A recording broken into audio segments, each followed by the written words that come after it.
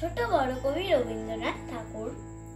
এখনো তো বড় হইনি আমি, ছোট আছি ছেলে মানুষ বলে। দাদার চেয়ে অনেক মস্ত হব বড় হয়ে বাবার মতো হলে।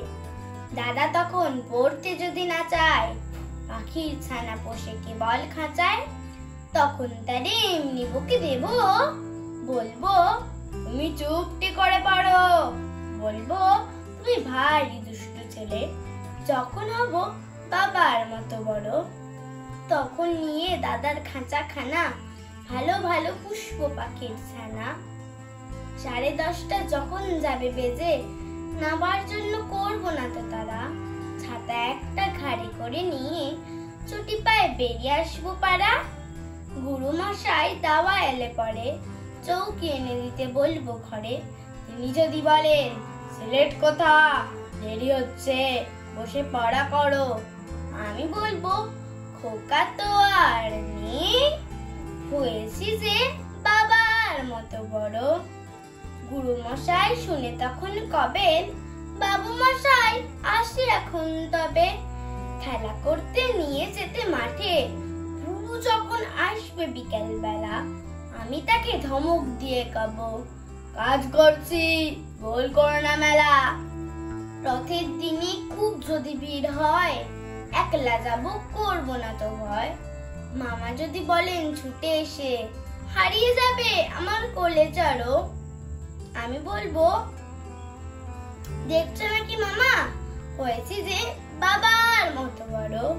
দেখে দেখে মামা বলবে, তাই তো খোকা আমার, সে খোকা আর নাই তো।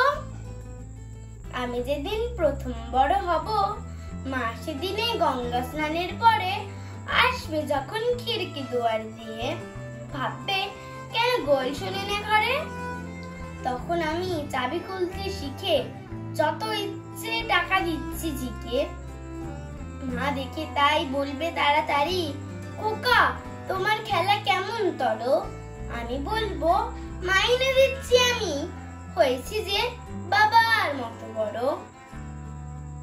ফুরোয় যদি টাকা ফুরোয় খাবার, যত চাই মা এনে দেব আবার। আশ্বিনেতে পুজোর ছুটি হবে, মেলা বসবে গাজনতলার হাটে। বাবার নৌকা কত দূর থেকে লাগবে সে বাবুগঞ্জের ঘাটে। বাবা মনে ভাববে সোজাসুজি, খোকা তেমনি খোকাই আছে বুঝি।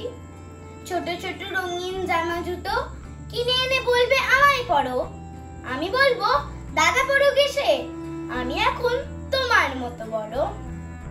দেখছো নাকি যে ছোট মাপ জামার পড়তে গেলে 8 হবে যে আমার। নমস্কার।